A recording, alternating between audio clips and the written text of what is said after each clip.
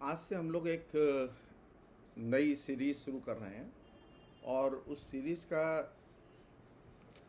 शीर्षक है शीत युद्धि राजनीति के कैद में भारत।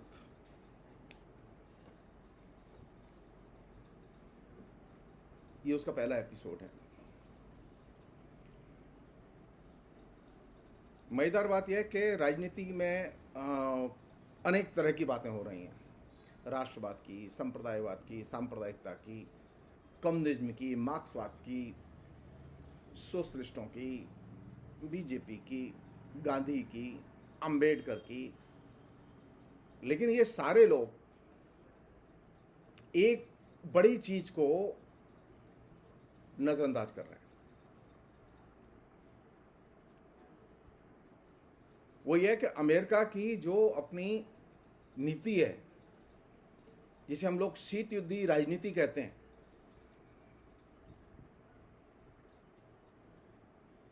सारी दुनिया में अमेरिका क्या करेगा और अमेरिका के अनुकूल सारी दुनिया कैसे आचरण करेगी, इसको लेकर एक बहुत बड़ा, जिसे कहें कि सांस्थानिक नेटवर्क अमेरिका ने खड़ा किया हुआ है।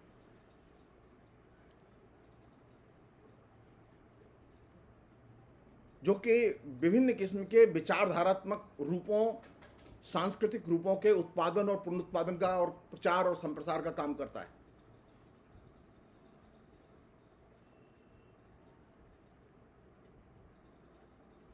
दिलचस्प बात यह है कि जो एक जमाने में वामपंथी राजनीति से जुड़े हुए लोग शीत युद्धि राजनीति की बात करते थे, लेकिन अब वो शीत युद्धि राजनीति पदबंध का भी इस्तेमाल नहीं करते। बात करना तो दूर की बात है, कोल्ड वार की पॉलिटिक्स क्या होती है, कोल्ड वार की पॉलिटिक्स का भारत के सामाजिक सांस्कृतिक जीवन में किस तरह का हस्तक्षेप है, कोल्ड वार की पॉलिटिक्स का भारत की एकेडमिक्स, शिक्षा नीति, संस्कृति नीति, अर्थनीति में किस तरह का हस्तक्षेप है, इसके बारे में एक सिरे से चर्चाएं गायब हैं। हाँ, अर्थनीति की बातें हैं, राजनीति पर बातें हैं, लेकिन कोल्ड वार का रेफरेंस गायब है। क्यों? कोल्ड वार की पॉलिटिक्स का जिक्र करने से विभिन्न विचारधाराओं के विचारकों की जवान क्यों लड़खड़ाती है? क्यों वे डरते हैं? क्या उनके हित हैं? इन दिनों हालत इतनी खराब हो चुकी है, कोल्ड वार की पॉलिटिक्स का इतना तेज असर है कि दो किस्म के ध्रुव, दो किस्म का ध्रुवीकरण, दो किस्म का पोलराइजेशन पूरे संस्कृति के क्षेत्र में, साहित्य के क्षेत्र में, समाज के क्षेत्र में, राजनीति के क्षेत्र में एक सिरे से संप्रसारित कर दिया गया है। और हम चाहें या ना चाहें, दोनों तरफ कोल्ड वार के मुहावरों में ही काम हो रहा है।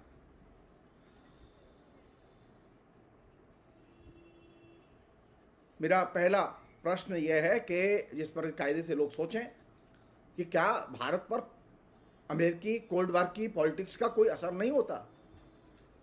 अगर होता है तो उसकी चर्चा क्यों नहीं होती? साहित्यिक पत्रिकाओं में लेख क्यों नहीं दिखाई देते? कल तक जो कोल्ड वार की पॉलिटिक्स के अलंबरदार थे, आज वे अचानक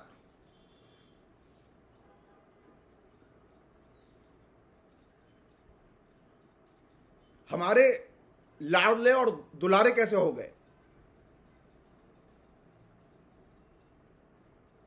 सब लोग जानते हैं इस बात को। कोल्ड वार की पॉलिटिक्स का एक ही बुनियादी मंत्र था, जिसको एक जमाने में मुक्तिबोध ने आर्टिकुलेट किया था।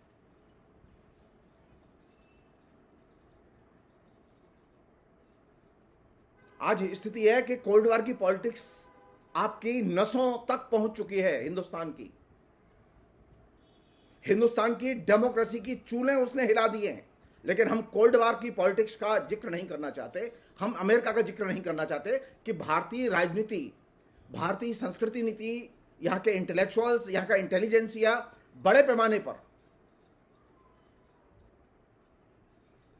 कोल्ड वार की ग्रिप में जा चुका है, अमेरिकी नीतियों की गोद में जाकर बैठ चुका है। हमें क्या चाहिए? हमें डेमोक्रेसी चाहिए, धर्मनिरपेक्षता चाहिए, समाजवाद चाहिए, भारत का संविधान चाहिए। कभी आपने सोचा है कि अमेरिकी नीतियों का इन सब के ऊपर क्या असर पड़ रहा हो, किस रूप में असर पड़ रहा है? पूरे डिस्कोर्स से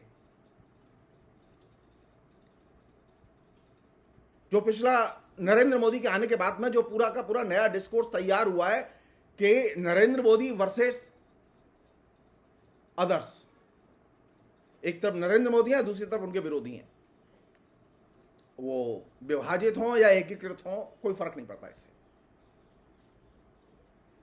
सवाल यह है कि क्या आइडियोलॉजिकली अमेरिकी नीतियों का भारत के जीवन शैली, संस्कृति, इन पर असर है या नहीं है? अगर है तो उसकी चर्चा क्यों नहीं होती? नाम लेके उसे रेखांकित क्यों नहीं करते लोग? कौन सा डर है कि अमेरिका का नाम लेने से, शीत युद्ध राजनीति, पदबंध का जिक्र करने से लोग परहेज कर रहे हैं? वे कौन लोग हैं जो कोल्ड वार की पॉलिटिक्स के नियामक और संप्रसारक हैं? बड़े बड़े संस्थान हैं, बड़े बड़े लेखकों के संगठन हैं, प्रगतिशील लेखक संघ है, जनवादी लेखक संघ है, नक्सलाइटों का सांस्कृतिक मोर्चा है, और भी संगठन है, आरएसएस के भी संगठन है।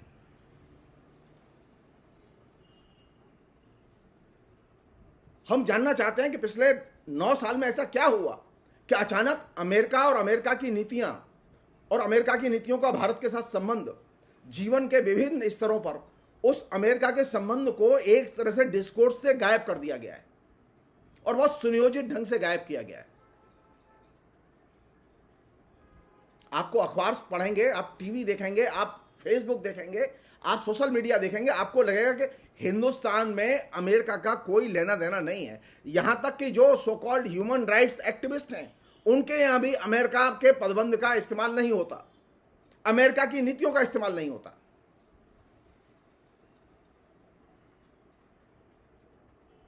क्या ये संभव है? क्या ये संभव है कि सारी दुनिया में कोल्ड वार की पॉलिटिक्स सारी दुनिया के देशों को संचालित करे, प्रभावित करे, और भारत उससे एकदम अप्रभावित रहो? नरेंद्र मोदी की प्रतिभा इतनी महान है कि वह अमेरिका से प्रभावित ही नहीं होती। कौन लोग हैं वे लोग जिन लोगों ने अमेरिकी पॉलिसीज पर डिबेट, डिस्कशन हमारे दैनंदिन कार्यकलाप से गायब कर दिया है? इसमें तमाम सेकुलर लेखक भी शामिल है, इसमें रिएक्शनरी लेखक भी शामिल है, बुद्धिजीवी भी शामिल है।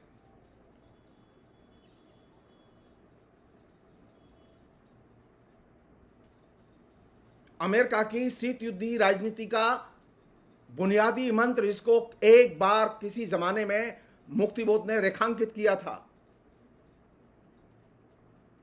वो है भाई, भाई और सिर्फ भाई।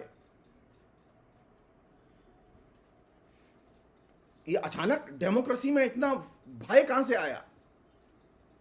कौन लोग हैं इस भय के पीछे?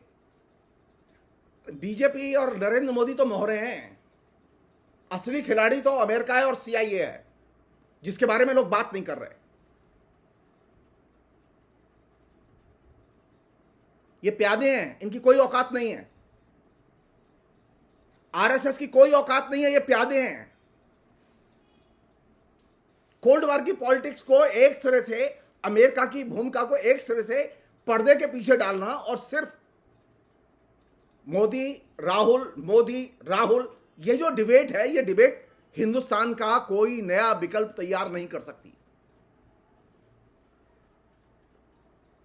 जब तक अमेरिका की कोल्ड वार पॉलिटिक्स को एक्सपोज नहीं किया जाता, उसका जो व्यापक फैलाव है विभिन्न स्तरों पर, उसे आप उद्घाटित नहीं करते, उसके बरक्स आप नीतिगत पोजीशन नहीं लेते, आप तय मानिए हिंदुस्तान के लोकतंत्र को भय से मुक्त करने में आप सफल नहीं होंगे। आपको ये तो पता हो कि आखिर लड़ाई किससे है।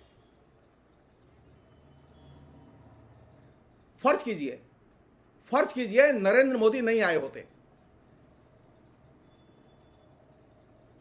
और कांग्रेस की सरकार रही होती, कोल्ड वार की पॉलिटिक्स का असर नीचे आता कि नहीं आता? मैं बहुत विनम्रता से कह रहा हूं कि इसका असर आता।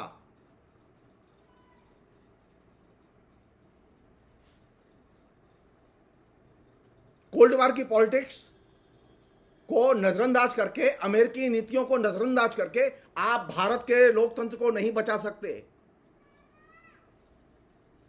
भारत के लोकतंत्र को सबसे अधिक खतरा अगर किसी से है, प्रत्यक्ष तौर पर तो नरेंद्र मोदी की सरकार से है, लेकिन असल में जिससे खतरा है वह है अमेरिकी नीतियां, जिसे हम लोग शीत युद्ध राजनीति के तहत विभिन्न स्तरों पर चलाई गई जो उसकी मुहिम है उसके रूप में देखते हैं।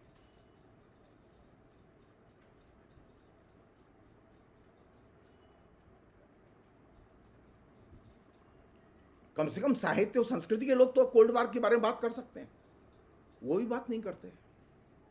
बल्कि हालत यह जो कोल्ड वार का सबसे अग्रणी सैनिक था, उसके गले में जयमाला डालते हुए तमाम प्रगतिशील, जनवादी और रिएक्शनरी लोग घूम रहे हैं। सब लोग जानते हैं वो कौन है। मैं तो नाम लूंगा तो वो कहेंगे मानहानि का मुकदमा करते हैं। मेरे पास तो कोई डॉक्यूमेंट्स थोड़ा ही है। राजनीति में डॉक्यूमेंट्स राजनीतिक और सांस्कृतिक आदतें होती हैं। राजनीतिक, सांस्कृतिक, सामाजिक जो नीतिगत बयान होते हैं वे होते हैं। मेरा सिर्फ इतना सा अनुरोध है जो कि सीरीज में कई परतों में वो चीजें खुलेंगी कि कोल्ड वार की पॉलिटिक्स को क्वेश्चन किए बिना आप हिंदुस्तान की डेमोक्रेसी को नहीं बचा सकते। हिंदुस्तान की जनता के जीवन में जो भय हर स्तर पर थोपा गया है, उस भय से हिंदुस्तान की जनता को मुक्त नहीं कर सकते। हिंदुस्तान की जनता आज भयानक दबाव में और लोकतंत्र भयानक दबाव में है। किसके दबाव में? अमेरिकी नीतियों और कोल्ड वार की पॉलिटिक्स के दबाव में है। नरेंद्र मोदी तो उसके लोकल एजेंट हैं। आरएसएस तो उसकी राजनीतिक, सांस्कृतिक जो मंशा है उसको पूरी करने की दिशा में बढ़-चढ़ के हिस्सा ले रहा है। तो कोल्ड वार की पॉलिटिक्स पर अटैक किए बिना, आइडियोलॉजिकली उसे एक्सपोज किए बिना आप हिंदुस्तान के लोकतंत्र का विकल्प निर्मित नहीं कर सकते। हम लोग कहते हैं ना कि मुक्तिबोध कहते थे, पार्टनर तेरी पॉलिटिक्स क्या है? सवाल किया जाना चाहिए, पार्टनर तेरी पॉलिटिक्स क्या वह कोल्ड वार की पॉलिटिक्स है? अगर जो लोग कोल्ड वार की पॉलिटिक्स कर रहे हैं उनके प्रति हमें निर्मम होना ही होगा, उनके बारे में सवाल खड़े करने होंगे, उन्हें एक्सपोज करना होगा। अंततः हिंदुस्तान की जनता और हिंदुस्तान का लोकतंत्र हमें माफ नहीं करेगा। आज सिर्फ इतना ही। हम रोज एक नए सब्जेक्ट के साथ में कोल्ड वार की पॉलिटिक्स की कैद में किस तरह से भारत है, इस पर हम बात करेंगे। फिलहाल इतना ही।